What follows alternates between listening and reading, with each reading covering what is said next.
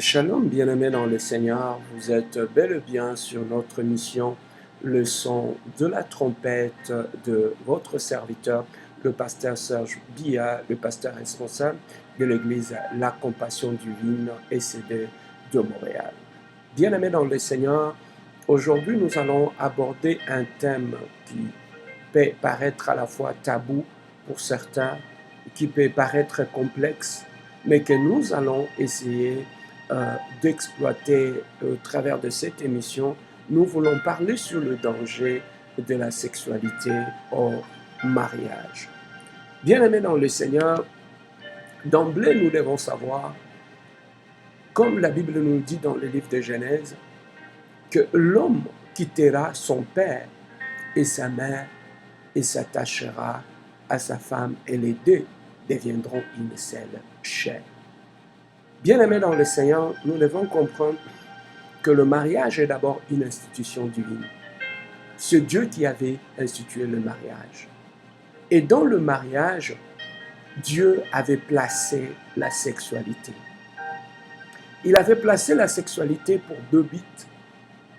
Il avait placé la sexualité comme signe d'unité du corps, de l'âme et de l'esprit de deux partenaires qui se sont mis ensemble. Le but de la sexualité dans le mariage, selon la pensée divine, c'était aussi pour la procréation et la multiplication, comme la Bible avait recommandé à l'homme et la femme, soyez féconds et multipliez-vous.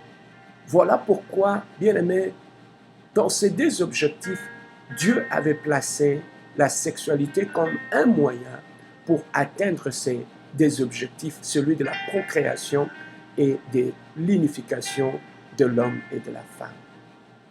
Mais dans ce but, bien-aimé dans le Seigneur, il y a un processus. Le processus, bien-aimé dans le Seigneur, est que pour devenir une seule chair, l'homme doit d'abord quitter et ensuite s'attacher à sa femme ou à son mari et par après devenir une seule chair. Selon la pensée biblique, on ne devient pas une seule chair hors du mariage. Le seul cadre que Dieu avait destiné pour que l'homme et la femme puissent devenir une seule chair, bien-aimés dans le Seigneur, c'est dans le cas du mariage. Et bien-aimés, lorsque le péché est entré en Éden, le péché avait touché tout.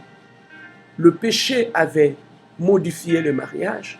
Le péché avait touché même la sexualité qui était un élément capital dans le mariage.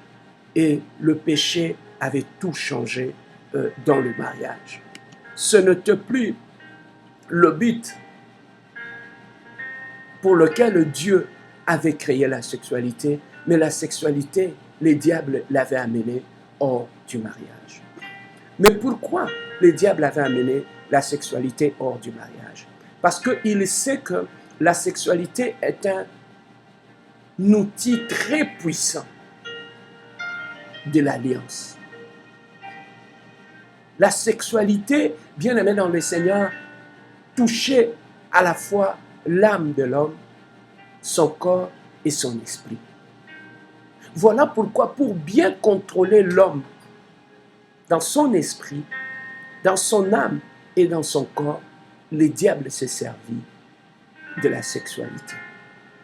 Ainsi, nous avons vu, la sexualité était sortie du cadre du mariage, du cadre légal, et le diable l'avait amené hors du mariage. Et ainsi, le diable avait fait de la sexualité un instrument puissant pour détruire des destinées, pour détruire des vies des gens, pour détruire des santé des gens, pour détruire l'harmonie, pour détruire, bien-aimés dans le Seigneur, la famille, la société, l'Église et l'humanité. Voilà pourquoi, bien-aimés dans le Seigneur, le diable, en se servant de cet outil qui est la sexualité, le diable avait un objectif, c'est de détruire le mariage, c'est de détruire l'homme et de détruire la femme. Ainsi, nous le voyons aussi, bien-aimés dans le Seigneur, lorsque la sexualité était sortie du cas du mariage, dans la plupart des cas, bien-aimés, beaucoup de jeunes bien-aimés aspirent vivement à s'engager dans la vie sexuelle. Car, bien-aimé dans le Seigneur, il pense trouver en cela un bonheur et une satisfaction. Ainsi, chaque jour qui vient, un jeune, au moins, est pris au piège par cette monstrueuse pratique qui est très loin de procurer un avantage à celui qui s'y donne. En effet, beaucoup de jeunes ont découvert par expérience que les relations sexuelles préconjugales déçoivent amèrement. Elles ne laissent que culpabilité et déception. La parole de Dieu est vérité. Celui qui se livre à cette pratique est comparé à quelqu'un qui a mis son pied sur un charbon ardent. Le résultat, bien-aimé dans le Seigneur, est évident. Il sera brûlé. Bien-aimé dans le Seigneur, nous devons faire très attention à la sexualité hors du mariage. Le pratique, bien-aimé, de la sexualité hors du mariage, le danger est que la personne qui se livre à la sexualité hors du mariage, nous devons savoir que c'est d'abord la fornication. C'est aussi une sexualité, bien-aimée, qui se fait sur la base du péché. C'est une sexualité qui n'est plus pareille à la sexualité que Dieu avait placée lorsqu'il avait institué le mariage. C'était une autre sexualité.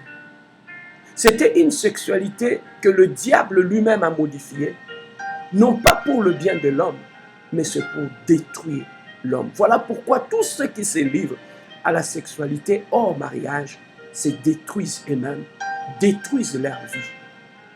On a vu des hommes et des femmes, bien-aimés, aller plutôt dans la tombe, très jeunes dans la tombe, lorsqu'ils se sont livrés à la sexualité hors mariage. Mais quel est le danger de cette sexualité pour un homme ou pour une femme qui se livre à cette pratique? Bien-aimé, celui qui se livre à cette pratique, il apprend une sexualité sale. Il apprend une sexualité du péché. Et cette sexualité du péché, ce n'est pas une sexualité qui est pure. C'est une sexualité qui est souillée. Voilà pourquoi dans cette sexualité, il y a des pratiques, bien-aimées, qui ne sont pas dignes des hommes créés à l'image de Dieu. Cette sexualité, bien-aimée dans le Seigneur, enlève la dignité à l'homme, enlève la dignité à la femme. Voilà pourquoi on commence à trouver dans cette sexualité des actes de sodomie. On trouve dans cette sexualité la bestialité. On trouve dans cette sexualité une sexualité qui souille le corps, qui souille l'âme, qui souille l'esprit. Voilà pourquoi beaucoup de jeunes, si aujourd'hui, ils ont du mal à bien fonctionner dans leur mariage, parce qu'ils ont pris la mauvaise sexualité, la sexualité du péché. La sexualité, bien-aimée dans le Seigneur, qui dénature l'homme. La sexualité qui enlève la dignité à la femme. La sexualité où l'homme ou la femme sont obligés de se comporter comme des animaux. Où l'homme, bien-aimé dans le Seigneur, humilie la femme avec qui il s'accouple. Où la femme devient un objet, bien-aimé, de plaisir. Où la femme n'est plus honorée. Et un jeune qui apprend cette sexualité dans le péché trouvera que c'est normal. Parce que c'est la seule sexualité que son esprit reconnaît. C'est la seule sexualité que son âme maîtrise. C'est la sexualité du péché. Voilà pourquoi on trouve aussi des jeunes hommes qui ont appris très tôt cette sexualité du péché, cette sexualité sale, cette sexualité qui humilie, qui déshonore la femme, bien-aimée dans le Seigneur.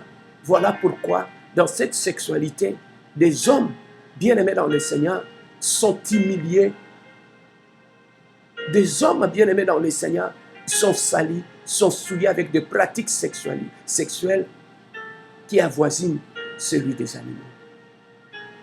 Bien-aimé dans le Seigneur, une personne qui a appris dans sa vie très jeune à pratiquer la sexualité du péché, lorsqu'il va se marier, il aura du mal à vivre une sexualité pure dans son mariage. Il va ramener ses bagages de son passé où il avait été initié à la sexualité sale, à la sexualité du péché. Il va ramener ça dans son mariage. C'est le bagage qu'il va amener et ça risque de compliquer son mariage. Voilà pourquoi aujourd'hui nous avons deux problèmes dans nos couples. C'est tout simplement parce que les gens ont été initiés à la sexualité du péché, à la sexualité sale, où de femmes recommandent à leur mari de pratiques sexuelles qui frôlent la bestialité, où des hommes poussent les femmes à des sexualités sales. Et c'est là ce qui est malheureux, même dans le cadre de l'Église, même dans le milieu chrétien. Pourquoi? Parce que ces gens-là, ils ont appris une seule sexualité, c'est la sexualité sale, c'est la sexualité du péché. Voilà pourquoi aujourd'hui nous avons le problème dans nos couples, même dans nos couples chrétiens, parce que les gens ont de passé très lourd, ont de passé où les gens étaient habitués ou initiés dans des sexualités sales, dans des sexualités du péché. Et lorsque l'intelligence n'est pas renouvelée, bien aimé dans le Seigneur étant chrétien, on va ramener ce genre de pratiques dans son couple, on va ramener ce genre de pratiques dans sa famille. Bien aimé, nous devons savoir que la fornication est un ennemi de l'amour. La fornication est une chose laide. Il est à la fois cruelle, envahissante, dangereuse, destructrice et diabolique. Voilà pourquoi la Bible nous demande de fuir l'impudicité. Mais qu'est-ce que la Bible dit par rapport au péché sexuel? Lorsque nous prenons nos Bibles dans le livre de Thessaloniciens, chapitre 4, versets 4 à 7, la Bible nous dit « Votre corps n'est pas pour la fornication. » Et lorsque nous prenons 1 Corinthiens, chapitre 6, verset 13, la Bible nous dit « Celui qui entraîne une femme dans la fornication manque de sens. Celui qui fait détruire son âme agit ainsi, selon Proverbe 6, 32. » Bien aimé, la fornication n'est pas pour les intelligents, mais ce sont les insensés qui s'y livrent, car l'intelligence, c'est s'éloigner du mal. Lorsque nous prenons Jean 28, verset 28. Les conséquences, bien-aimés dans le Seigneur, sont terribles. Ça peut amener à des mariages prématurés, à des grossesses non désirées. Ça peut vous amener à l'avortement, à la stérilité, à des maladies graves, incurables, comme la VIH-Sida, l'hépatite B ou la vieillesse prématurée. Voilà pourquoi, bien-aimés, nous devons faire très, très attention.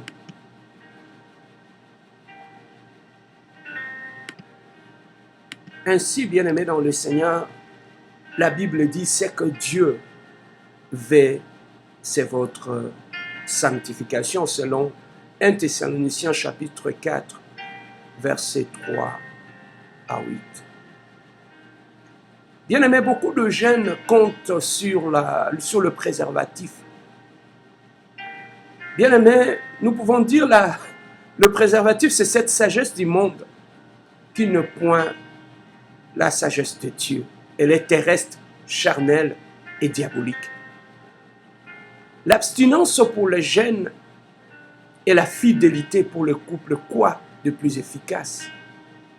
La sagesse de Dieu est premièrement pure. Bien-aimé, le docteur Richard Lee a dit ceci. Nous nous vantons devant nos jeunes de nos progrès en matière de contraception et de traitement des maladies vénériennes, méprisant le moyen le plus sûr et le mieux adapté, le moins toxique, capable à la fois d'éviter la grossesse, les maladies vénériennes, à savoir l'état ancien, honorable et saint de virginité. Bien-aimé, l'abstinence sexuelle est plus efficace que même tout le moyen de contraception que nous pouvons utiliser. Pourquoi nous disons que l'abstinence est le meilleur moyen? Parce que lorsque nous parlons en termes de sexualité, la sexualité n'est pas que physique, la sexualité est spirituelle aussi. Voilà pourquoi Dieu a dit l'homme quittera, s'attachera et deviendra une seule chair. Pourquoi? C'est parce que c'est dans les cas du mariage qu'ils devions devenir une seule chair et ainsi par la pratique de la sexualité pure et digne dans le couple du mariage. Bien-aimés, lorsque vous exposez votre corps ou vous donnez votre corps à un homme ou à une femme, sachez que, bien-aimés, vous mettez ensemble vos esprits, vos âmes et vos corps. Ne connaissant pas l'identité spirituelle de votre partenaire, ni son passé sexuel, vous vous exposez. Vous pouvez utiliser le préservatif, mais bien aimé dans le Seigneur, au niveau de l'âme et de l'esprit, le préservatif ne va vous protéger contre rien. Il y a un point de contact, il y a une alliance qui s'est créée. Ainsi, vous devez savoir, à chaque fois qu'il y a eu un acte sexuel, il y a une alliance qui s'est créée. Voilà pourquoi, bien aimé dans le Seigneur, beaucoup de gens, ils ont perdu leurs étoiles au travers du péché sexuel. Beaucoup de gens ont vu leur destinée être complètement détruite, tout simplement à cause du péché sexuel ou de la sexualité hors du mariage. Bien aimé, la sexualité, lorsque vous vous livrez à la sexualité du péché, la sexualité hors du mariage, bien aimé, il y a plusieurs raisons pour lesquelles nous ne pouvons pas nous permettre de vivre dans le désordre sexuel hors du mariage. Bien aimé, la première raison pour laquelle nous ne pouvons pas avoir de relations sexuelles hors du mariage, c'est tout simplement parce que Dieu nous dit de ne pas avoir de relations sexuelles hors du mariage. Dans les 10 commandements, Dieu nous ordonne de ne pas avoir de relations sexuelles avec une personne autre que notre conjoint.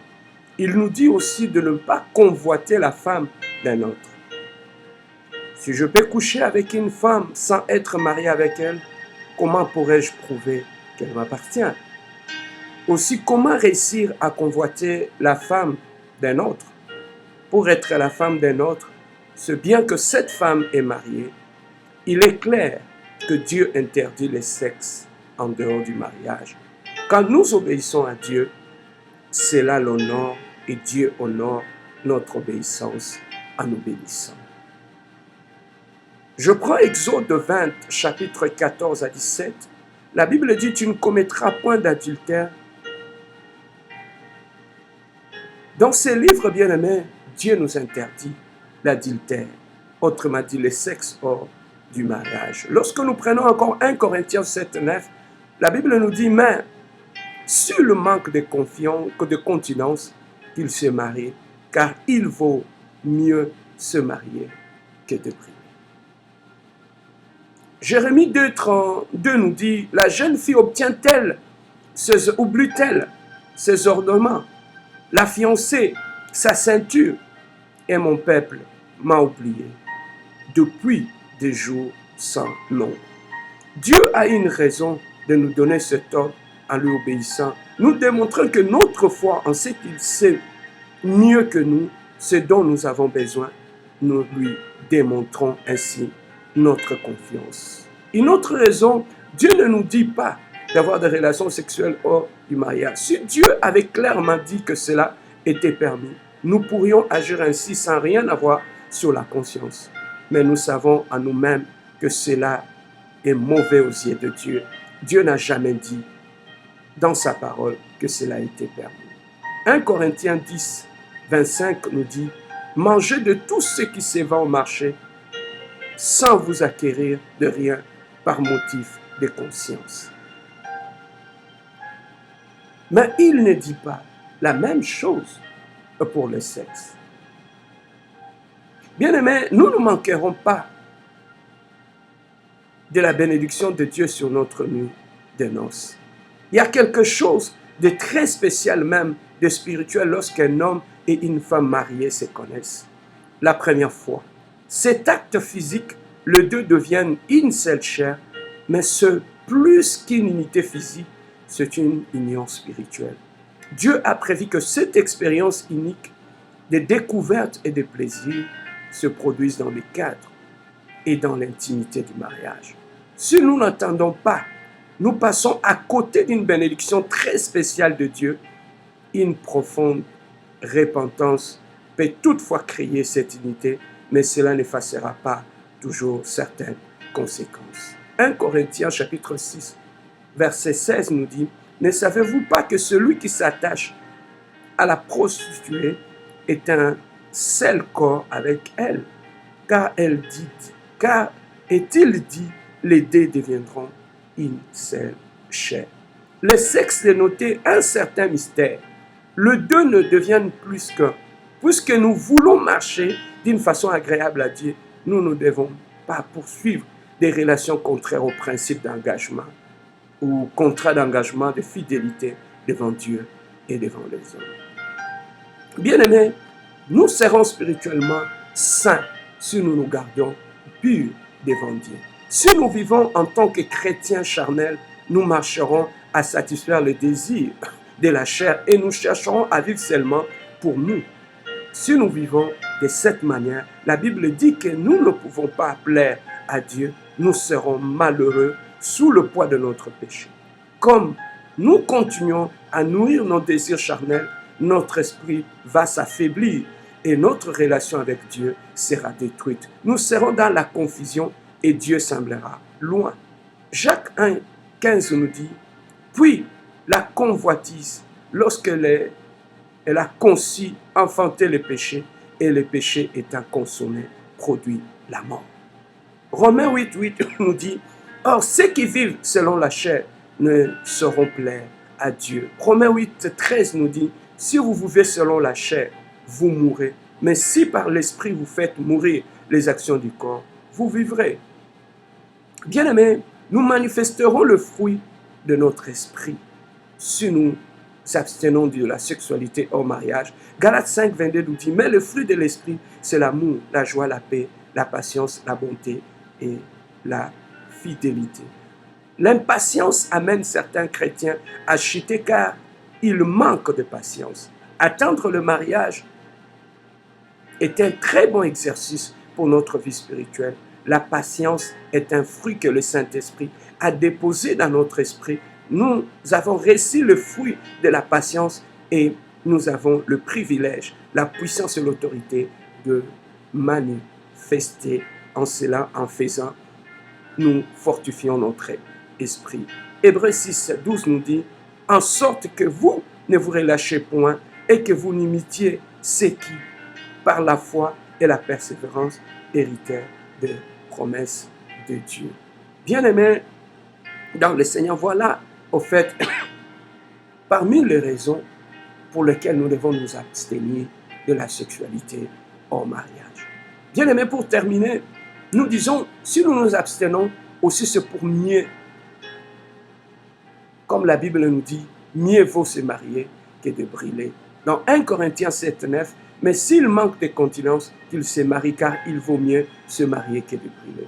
Je ne sais pas s'il existe un passage plus clair que celui-ci concernant les relations sexuelles hors de mariage. On peut dire que Dieu, en inspirant l'apôtre Paul, a écrit ainsi, a voulu que les choses soient claires. L'apôtre dit que si nous ne réussissons pas à maîtriser le pulsion de notre chair, il vaut mieux se marier avant et se marier pour éviter certaines conséquences. Bien aimé, même sur le plan émotionnel, lorsque nous nous abstenons de la sexualité hors de mariage, nous serons saints, nous serons propres. Une relation pour laquelle Dieu nous dit d'honorer le mariage et de garder les lits conjugales purs, et que si nous ne le faisons pas, nous allons avoir des dossiers. Nous empilerons des dossiers dans nos relations sexuelles tels que des souvenirs du passé, des cicatrices émotionnelles, des images mentales indésirables qui peuvent souiller nos pensées et de ces faits rendre le lit conjugal moins pur. Certes, comme nous l'avons vu plus haut, Dieu peut pardonner le passé, mais cela ne veut pas dire que nous sommes libres de dossiers qui peuvent revenir dans nos pensées. Bien-aimés, il est très important que nous puissions nous abstenir de relations sexuelles hors du mariage. Même dans le cas de la spiritualité, trop souvent on nous parle de mari et de femmes de nuit. Mais pourquoi on ne nous parle pas de copains et de copines de nuit? C'est tout simplement, même dans le monde de ténèbres, ils savent que la sexualité hors mariage est un péché. Voilà pourquoi on nous parle plus de mari et de femmes de nuit, mais jamais de copains et de copines de nuit. Voilà, bien-aimé, si tu veux protéger ta destinée, protéger ton étoile, tu dois, bien-aimé dans le Seigneur, t'abstenir de la sexualité hors du mariage. C'est une sexualité sale, c'est une sexualité où on trouve des jeunes qui regardent la pornographie, qui imitent des acteurs porno, et cela devient, bien-aimé dans le Seigneur, une référence dans leur sexualité. Ils apprennent la sexualité du mauvais côté, et malheureusement, ils amènent ça dans leur mariage. Bien-aimé, la sexualité hors du mariage nous amène à avoir plusieurs expériences avec plusieurs partenaires. Et en fait, bien-aimé dans le Seigneur, notre subconscient garde des informations souillées sur notre passé sexuel, et des fois cela contrôle et dicte nos comportements dans nos mariages, nos comportements dans nos familles. Voilà pourquoi on trouve des sexualités sans amour actuellement, vu que nos jeunes sont aussi exposés, bien-aimés dans le Seigneur, à la télé. Ils sont matraqués du matin au soir et dans des réseaux sociaux. Et bien-aimés, la sexualité est devenue banale, la sexualité est devenue facile. Aujourd'hui, bien-aimés dans le Seigneur, il est difficile de faire la différence entre une prostituée et une femme normale. Pourquoi? Parce que la sexualité est à la place publique. L'objectif du diable, c'est d'enlever toute la dignité à l'homme et à la femme. Et le meilleur endroit où il a permis cela, c'est dans la sexualité hors du mariage. Il n'y a aucun respect, il n'y a pas de l'amour, il n'y a pas de considération. L'homme veut bien aimer prouver son ego, d'aller de partenaire en partenaire, et la femme, pour prouver son amour, elle donne son corps aux hommes. Et malheureusement, à la fin, bien aimé, le mal arrive. Nous avons quelques témoignages, bien aimés dans le Seigneur, de jeunes qui ont pratiqué cette vie et qui se sont sortis découragés. Bien aimé, un jeune homme a eu le courage d'expliquer comment cela s'est passé en eux. Il dit, au début, votre corps se révolte contre les actes contre nature. Mais vous vous forcez à le faire jusqu'à ce que vous ne fassiez plus souffrir. Vous finissez par vous dire que ces actes sont naturels et même beaux à vos yeux. Des jours, des semaines, des mois passent et les excuses vous empêchent de faire face à la vérité. La fornication est un ennemi de l'amour, bien-aimé dans le Seigneur. Une jeune fille a dit, je déteste ce que je fais. Cela m'a transformé en un animal. C'était amusant au début, mais maintenant cela me détruit complètement. Je suis esclave d'une habitude et je ne peux m'arrêter. Malgré tout cela, au fond de mon cœur, je voudrais être libre. Montrez-moi comment en sortir. Sachez, bien-aimés, que celui qui joue avec le péché devient le jouet du péché. Une autre voix s'est fait entendre. Quand je me suis lancé dans ce genre de vie, une partie de ma nature aimait cela, une autre partie le haïssait et je me détestais. Cela me frustrait et me déprimait. Un désir inassoufri pour le sexe s'est emparé de moi. J'étais prisonnier. Cette vie est un terrible esclavage. Bien-aimés, là vous entendez quelques témoignages des jeunes qui sont sortis, bien-aimés dans le Seigneur, de ce monde-là et qui en ont sorti malheureux, bien-aimés dans le Seigneur, dans toutes ces pratiques-là. Il y a une fille de 15 ans Elle est enceinte. Et la voilà avec le triste trophée de la fornication. Souvent, Sophie décide d'avorter clairement, de tuer cet enfant innocent. Elle devient alors meurtrière de la fornication à l'avortement. La fornication est un monstre. Elle empoisonne ta vie, brise ton avenir, gêne, sois sage et crains Dieu. Une fille qui ne se livre pas à la fornication ne peut devenir enceinte. Elle est en sécurité. Dis non à la fornication. Si vous avez de l'amour pour vous-même, pour Dieu, pour vos parents et pour vos futurs enfants, il n'y a aucun bonheur à être fornicateur. Faites de l'enquête et vous verrez.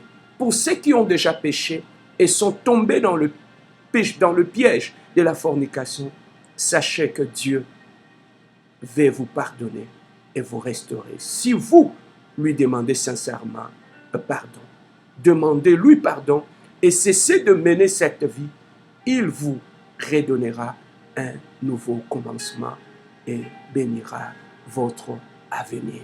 Voilà, bien-aimés dans le Seigneur, en quelque sorte, ce que je voulais partager avec nous en ce qui concerne le péché sexuel, le péché hors mariage. C'est un péché qui te rend prisonnier, qui détruit ton âme, qui détruit ton esprit. Et si tu t'es retrouvé dans ce que je viens de dire en ce lieu, bien-aimé, il te faut d'abord la repentance, le pardon, et ensuite aller chercher ta délivrance. Parce qu'en toi, dans ton âme, dans ton esprit, tu portes les semences de toutes ces alliances-là que tu avais contractées au travers de relations sexuelles, au travers des avortements que tu avais faits. Bien-aimé dans le Seigneur, tu as besoin de la délivrance. Cherche la délivrance si tu veux que ta vie soit normale et que tu sois une bonne femme dans ton foyer futur et un bon mari dans ton foyer futur. C'était votre serviteur, le pasteur Serge Biya de l'église La Compassion Divine et CD de Montréal.